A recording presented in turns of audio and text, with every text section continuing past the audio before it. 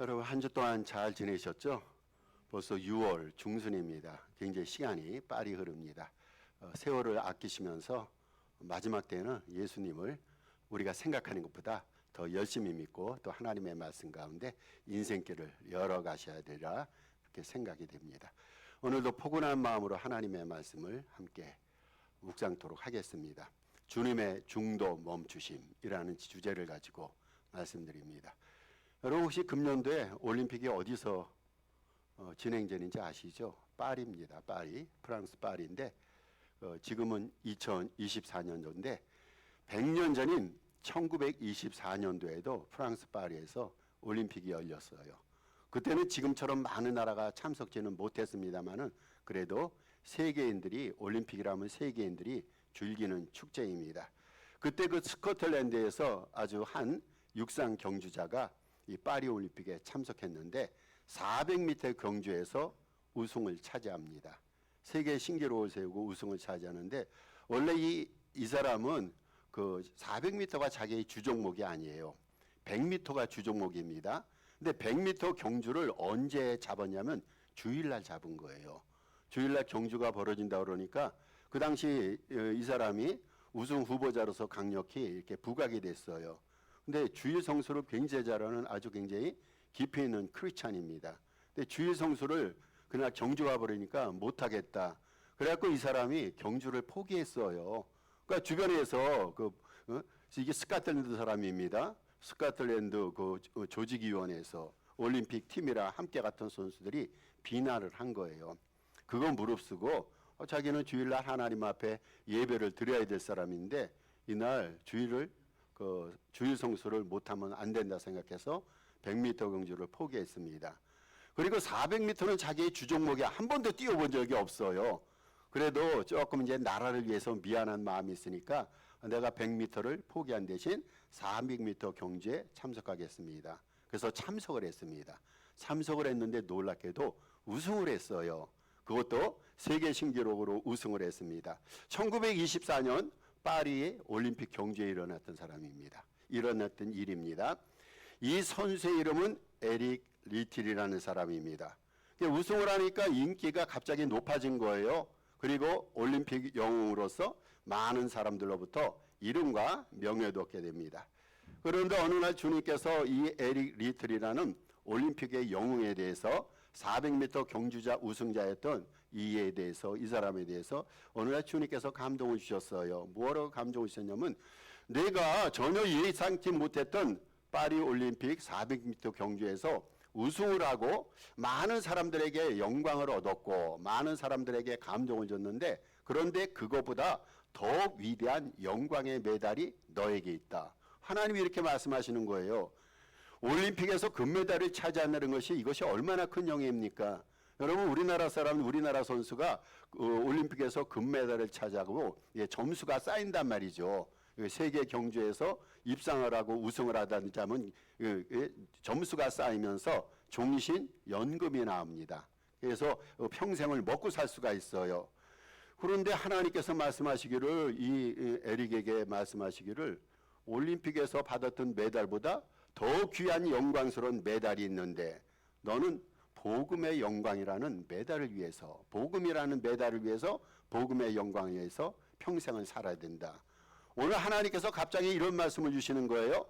이 에릭 리들은 생각을 합니다. 그리고 감동을 받습니다. 은혜를 받습니다.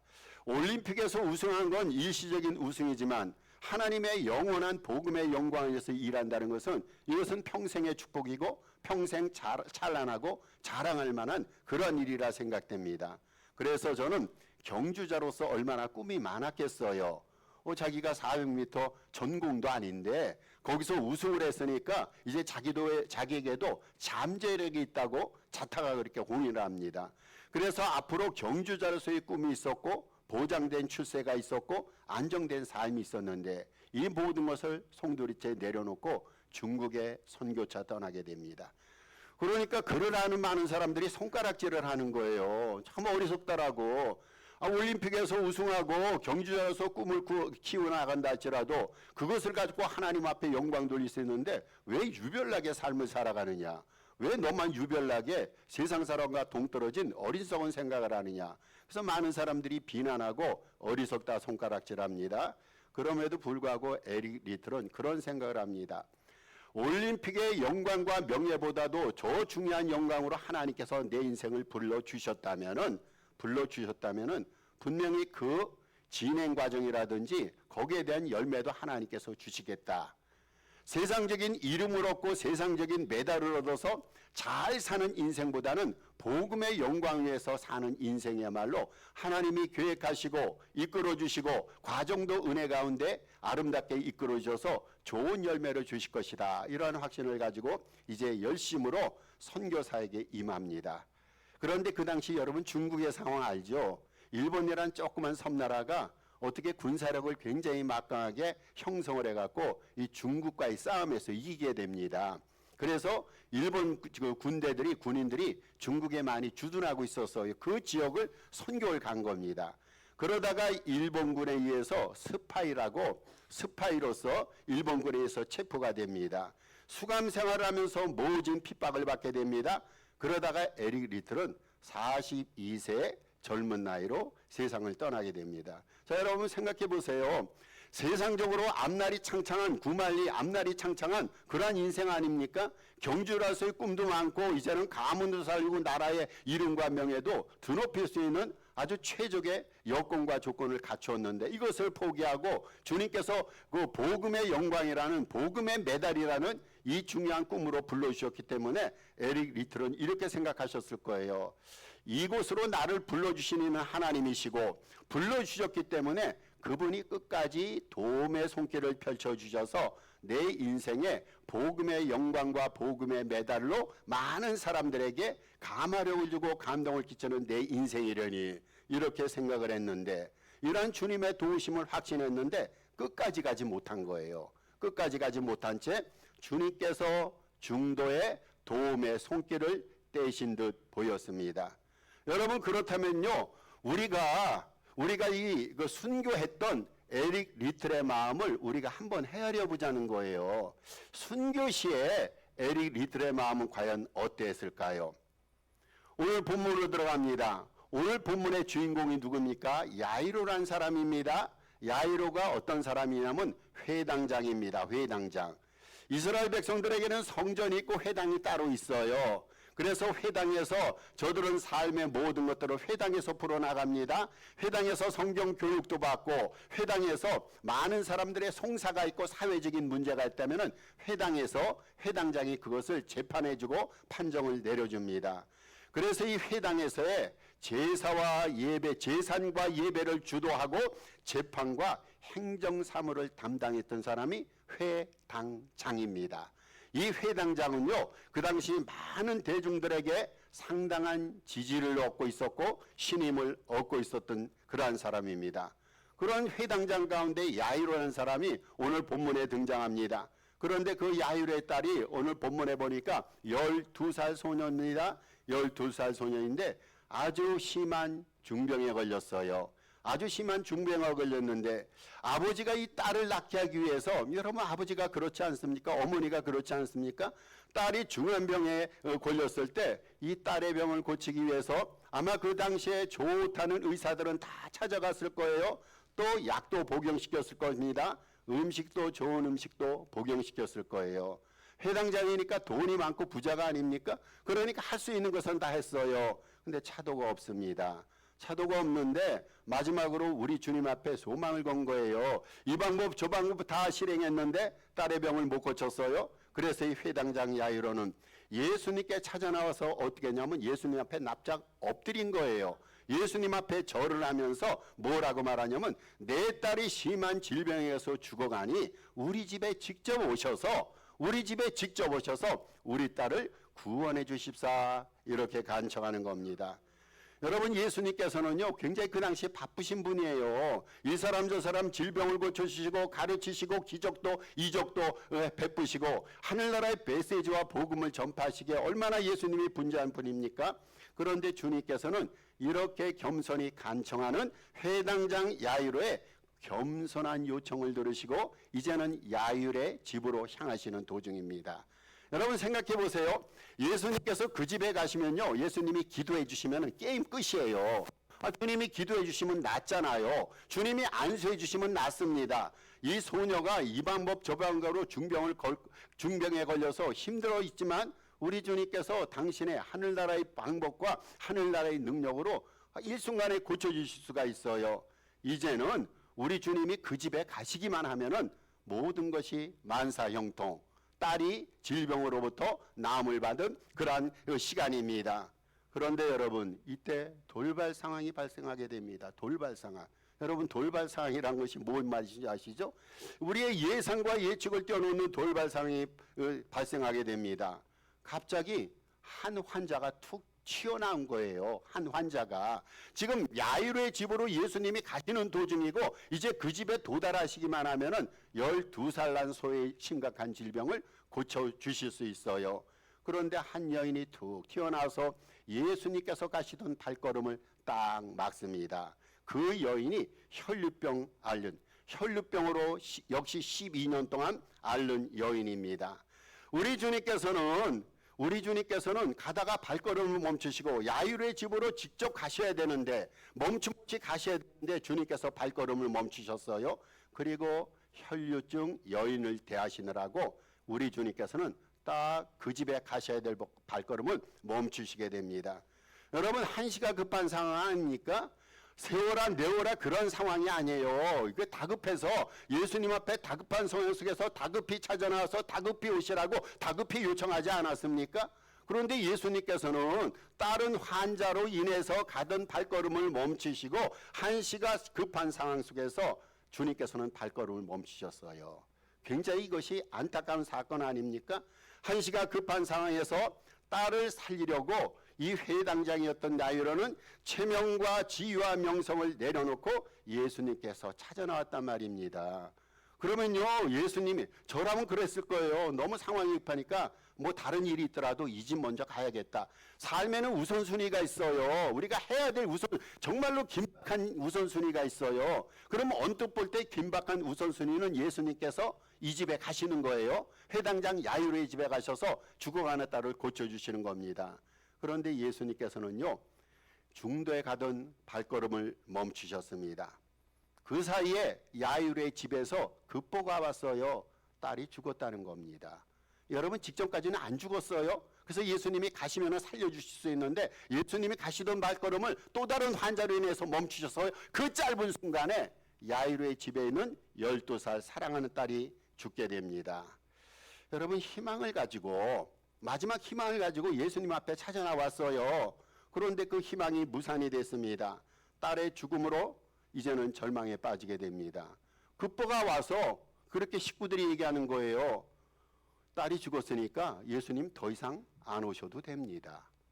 살아있을 때 그 딸을 살리기 위해서 예수님에게 요청하지 않았습니까? 이제는 예수님이 안 오셔도 좋다라고 얘기합니다. 그래서 온 가족이 희망을 갖고 예수님을 찾아 나왔는데 이제는 절망에 빠졌단 말이죠.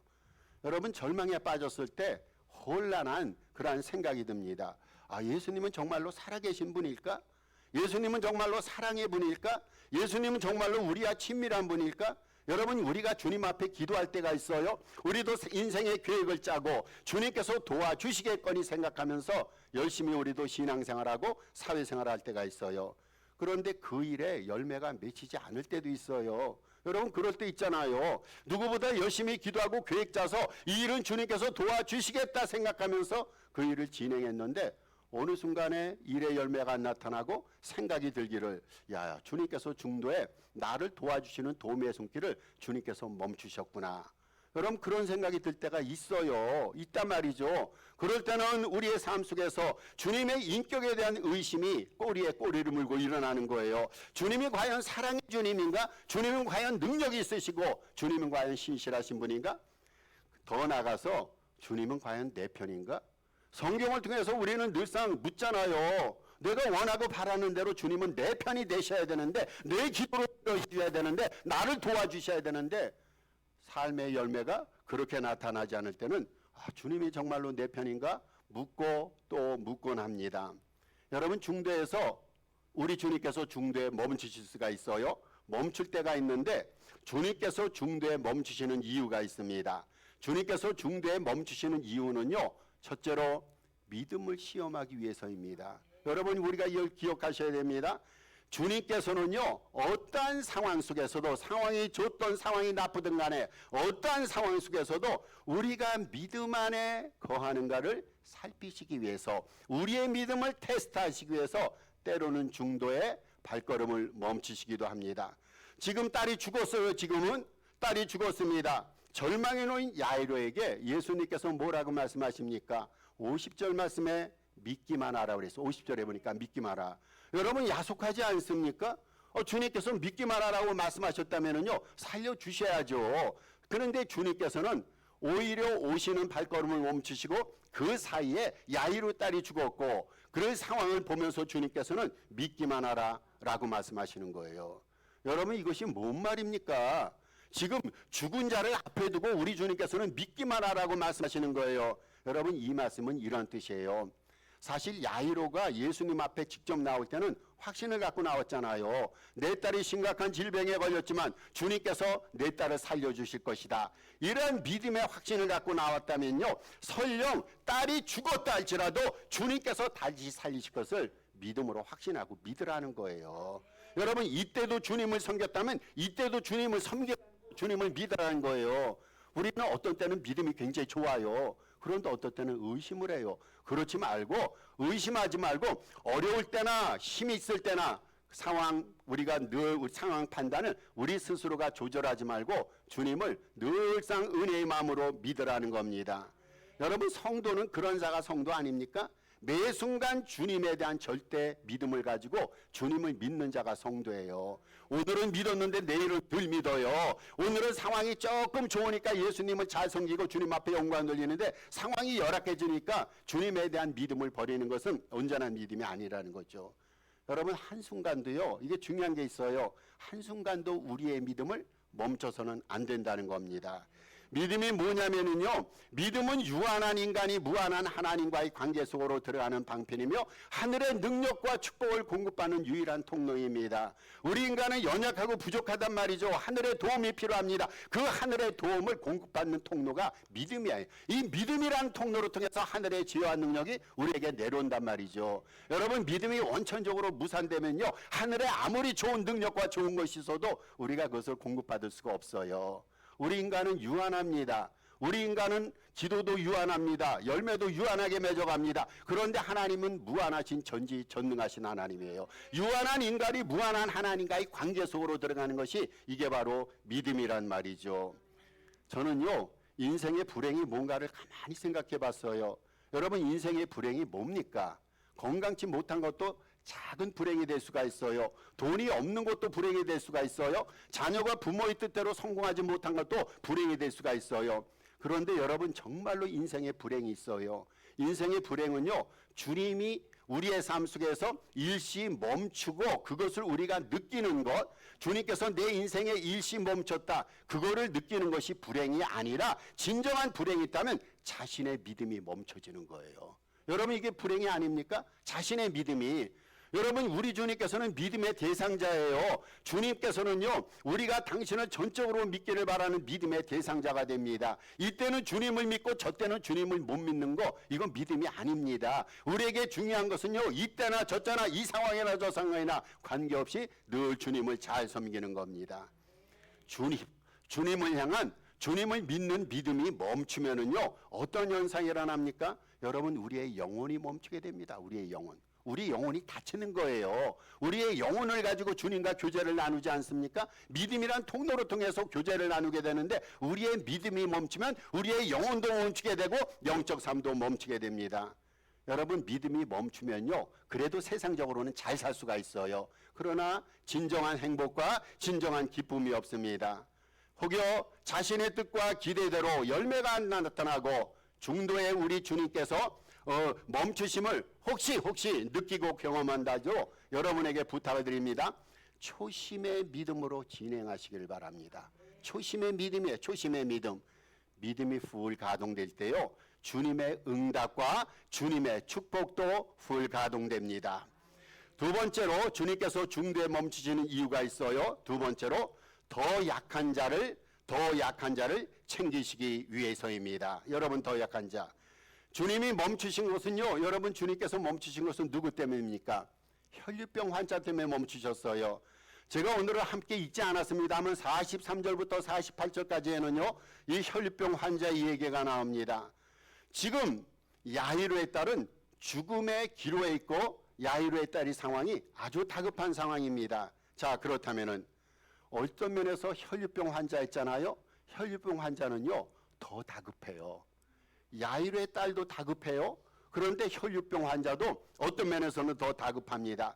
여러분, 어떤 면에서 혈류병 환자는요, 더 사회의 약자라고 생각이 됩니다. 왜냐하면 혈류병 환자는요, 12년 동안 병을 앓았어요. 12년 동안. 여러분, 1년, 2년 병 앓는 것도 깁니다. 긴 병에 효자가 없습니다. 본인도 짜증이 납니다. 긴 병을 앓다 보면요, 환자들은요, 빨리 죽기를 바라요. 그게 인지상정 아닙니까? 이 12년 동안 이 여인은요, 혈류병을 앓았어요. 돈 다 쏟아부었어요. 좋은 의사 찾아갔는데 오히려 상황이 더 중차대해졌습니다. 혈류병은요, 그 당시 부정한 병이에요. 참 그 당시 율법, 모진 율법이 많아요. 여자의 몸에서 피가 나온다든지 어떤 몸에서 분비물이 나오면 부정하다고 그래서 주변 사람들과 상종할 수가 없습니다. 부정한 사람은요, 많은 사람들과 격리가 돼 있어야 됩니다. 여러분, 이 여성은요, 12년 동안 부정한 여성이에요.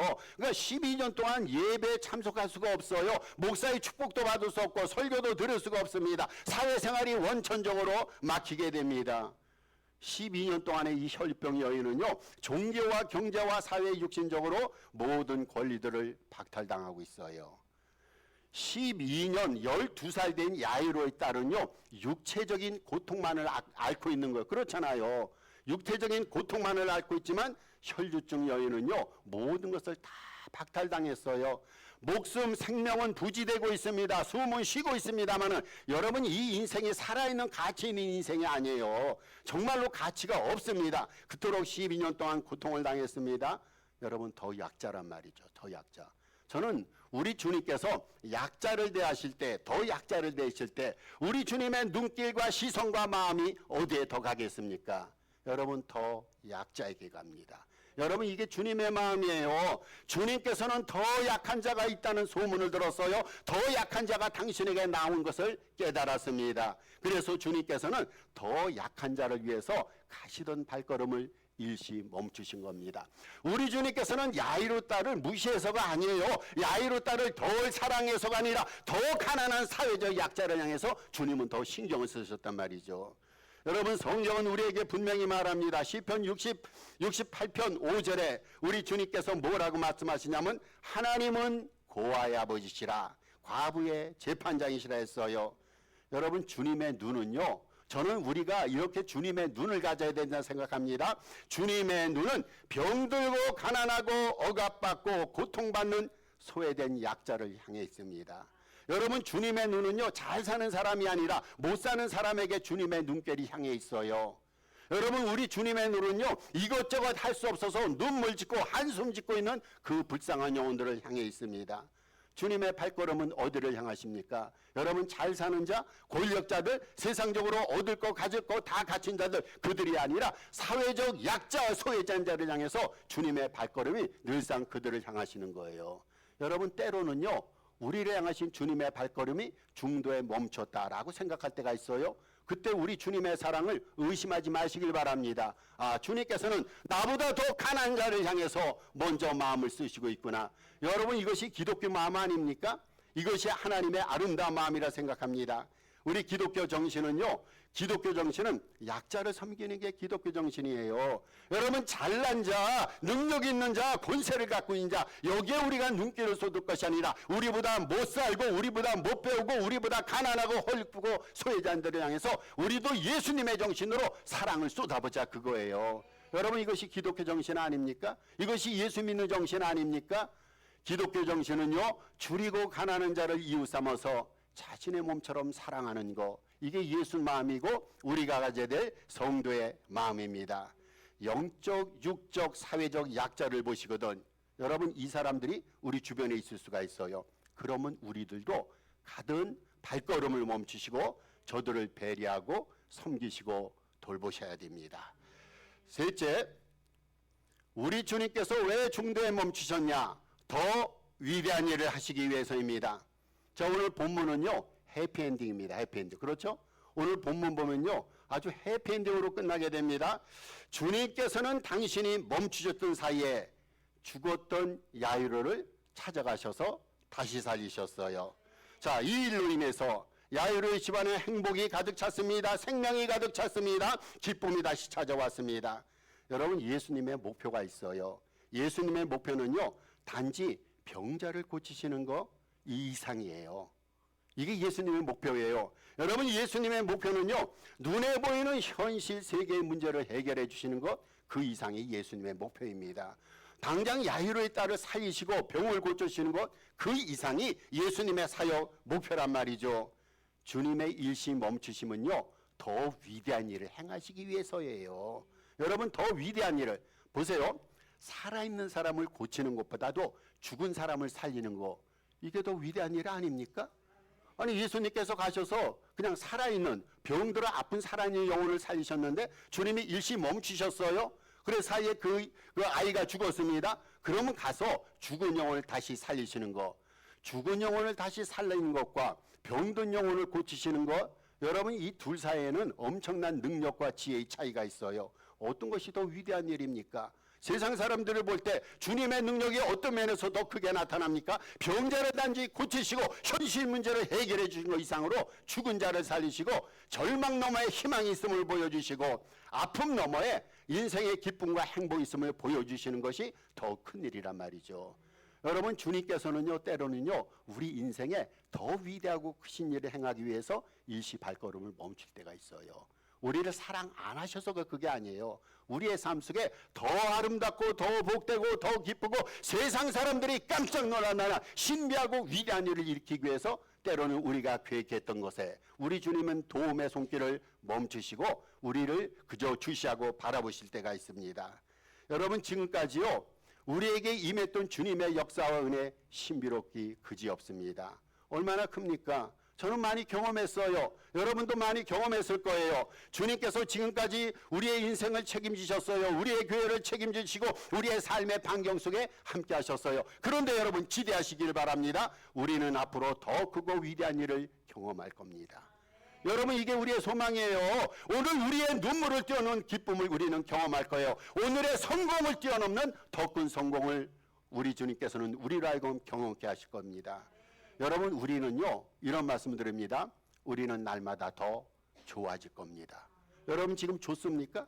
그런데 우리는 더 좋아질 거예요. 이게 주님의 뜻이에요. 여러분, 우리 교회가 지금 좋아지고 있어요. 눈에 보일 만큼 좋아요. 그런데 앞으로 더 좋아질 겁니다. 저는 우리의 개인과 교회와 하나님의 모든 사역이 지금도 좋았지만 앞으로 더 많이, 더 신비롭고 더 위대하게 좋아질 줄로 믿습니다. 여러분, 이것이 주님께서 발걸음을 멈추시는 이유예요. 우리를 더 좋게 하기 위해서. 우리는 바라는 것이 제한이 돼 있어요. 근데 우리의 제한된 바람보다 더 아름답고 더 신비하고 능력 있는 것을 주시기 위해서 때로는 주님께서는 일시 중도의 발걸음을 멈추시기도 합니다. 어렵고 힘든 일이 있을 때 여러분, 이렇게 생각하십시다. 앞으로 내 인생에 더 좋은 일이 일어나겠구나. 더 큰 일이 일어나겠구나. 여러분, 이게 믿음이에요. 우리 주님께서는 우리가 눈물 속에 인생을 종말짓도록 내버려 주시는 무신한 주님이 아니잖아요. 늘 우리 주님께서는 우리를 더 좋게 만드십니다. 아름답게 만드십니다. 이러한 희망을 가지시고 어렵고 험난할 때 우리를 향한, 교회를 향한, 가정을 향한 우리 하나님의 위대한 섭리의 손길을 믿음의 눈으로 주시하시길 바랍니다. 자, 다시 에릭 리틀로 돌아갑니다. 이 에릭 리틀은 주님이 멈추시던 상황 속에서도 감옥에서 열심으로 복음을 전했어요. 감옥에 갇혔다고 그랬죠. 감옥에서 결국은 죽는데 죽기 전에 감옥에서 열성적으로 복음을 전했어요. 이 에릭 리틀이 죽을 때는요, 경배와 찬양으로 일관했습니다. 그가 죽자 어떤 일이 일어나냐면 감옥 안에 믿음의 공동체가 생겨났어요. 그에게 감옥 안에서 복음을 전해받은 사람들이 감옥 옆에 작은 동산을 세웠어요. 에릭 리틀이 죽었을 때 작은 동산이 세웠습니다. 그를 작은 동산에 묻고 이렇게 묘비를 세우고 추모했습니다. 하나님의 영웅 에릭 리틀 여기에 잠들다. 여러분, 이 사람들이 누굽니까? 에릭 리틀이 감옥에서 전도했던 믿음의 용사들입니다. 간혹 주님께서 멈추실 때가 있습니다. 온통한 마음이 들 때가 그래서 있습니다. 안타까운 마음이 들 때도 있습니다. 여러분, 그럴지라도 믿음으로 진행하시길 바랍니다. 약하고 불쌍한 이웃에 향한 긍휼과 관심의 마음을 잊지 마시길 바랍니다. 앞으로 펼쳐질 주님의 위대한 일들을 기대하고 주시면서 본무도 당당하게 주님이 주신 사명을 믿음으로 잘 감당하는 저와 여러분 되시기를 주님의 이름으로 축복합니다. 우리 주신 말씀 생각하시고 또 6월 중에 기도 제목이 있습니다. 합심해서 한 2, 3분 동안 기도하도록 하겠습니다.